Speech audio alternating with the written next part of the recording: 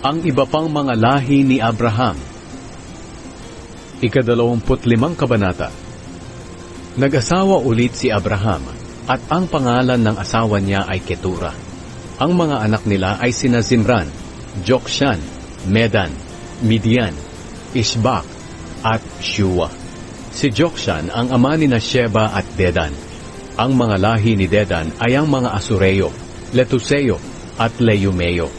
Ang mga anak na lalaki ni Midian ay sina Efa, Efer, Hanok, Abida, at Eldaa. Silang lahat ang mga lahi ni Ketura. Bago namatay si Abraham, iniwan niya ang lahat ng ari-arian niya kay Isaac.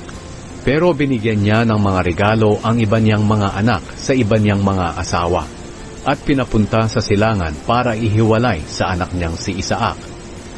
Ang pagkamatay at paglilibing kay Abraham. Nabuhay si Abraham ng 175 taon. Namatay siya sa katandaan na kontento sa buhay, at kasama na ng kanyang mga kamag-anak na sumakabilang buhay na. Inilibing siya ng mga anak niyang sina Isaac at Ismael doon sa kuweba sa Makpela, sa silangan ng Mamre, sa bukid na dating pagmamay-ari ni Ephron na anak ni Sohar na Heteo. Ang bukid na iyon ay binili ni Abraham sa harapan ng mga Heteo. Doon inilibing si Abraham at ang asawa niyang si Sarah. Pagkatapos mamatay ni Abraham, binasbasan ng Diyos si Isaac at doon siya nanirahan sa Beer Lahai-Roi. Ang mga angkan ni Ismael. Ito ang salaysay tungkol sa pamilya ni Ismael na anak ni Abraham kay Hagar na Ehipsyo na alipin ni Sarah. Ito ang mga pangalan ng mga anak ni Ismael mula sa pinakamatanda: Nebayot, Kedar, Adbeel, Mibsam, Mishma, Duma, Masa, Hadad, Tema, Jetur, Nafis, at Kedema. Sila ang mga anak ni Ismael at naging pinuno ng 12 niyang angkan. Ang mga pangalan nila ay ang ipinangalan sa iba't ibang lugar na kanilang tinitirhan. Nabuhay si Ismael ng 137 taon. Namatay siya at kasama na ng kanyang mga kamag-anak na sumakabilang buhay na. Tumira ang mga angkan niya sa mga lugar na galing sa Havila hanggang sa Shur, sa silangan ng Ehipto na papunta sa Assyria. Kinalaban nila ang lahat ng kamag-anak nila na mga lahi ni Isaac. Ipinanganak sina Esau at Jacob. Ito ang salaysay tungkol sa pamilya ni Isaac na anak ni Abraham. Si Isaac ay 40 taong gulang nang napangasawa niya si Rebeka na anak ni Betuel na Arameo na taga Padan Aram. Si Rebeka ay kapatid ni Laban na Arameo rin. Dahil baog si Rebeka, nanalangin si Isaac sa Panginoon na magkaanak ito. Tinugon ng Panginoon ang dalangin niya. Kaya nagbuntis si Rebeka. Naramdaman niya na nagtutulakan ang kambal na sanggol sa loob ng kanyang tiyan.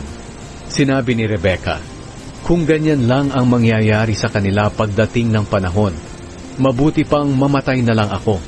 Kaya nagtanong siya sa Panginoon tungkol dito. Sinabi sa kanya ng Panginoon, "Manggagaling sa 2 sanggol na nasa tiyan mo ang 2 bansa, 2 grupo ng mga tao na maglalaban-laban. Ang isa'y magiging makapangyarihan kaysa sa isa. Ang nakatatanda ay maglilingkod sa nakababata niyang kapatid." Nang nanganak na si Rebeka, kambal ang anak niya. Ang unang lumabas ay mapula-pula at balbon, kaya pinangalanan nila siyang Isaw. Nang lumabas ang ikalawa, ang kamay niya ay nakahawak sa sakong ng kanyang kapatid, kaya pinangalanan nila siyang Jacob. Si Isaac ay 60 taong gulang nang manganak si Rebeka ng kambal. Ibinenta ni Esau ang kanyang karapatan bilang panganay. Nang lumaki na ang 2 sanggol, naging maliksing mga ngaso si Esau at palagi lang siya sa bukid, habang si Jacob naman ay tahimik na tao at palaging nasa loob ng mga tolda. Mas nagustuhan ni Isaac si Esau dahil mahilig siyang kumain ng mga ipinangaso ni Esau, pero si Jacob naman ay mas nagustuhan ni Rebeka. Isang araw habang nagluluto si Jacob ng sabaw, dumating si Esau galing sa pangangaso na gutom na gutom.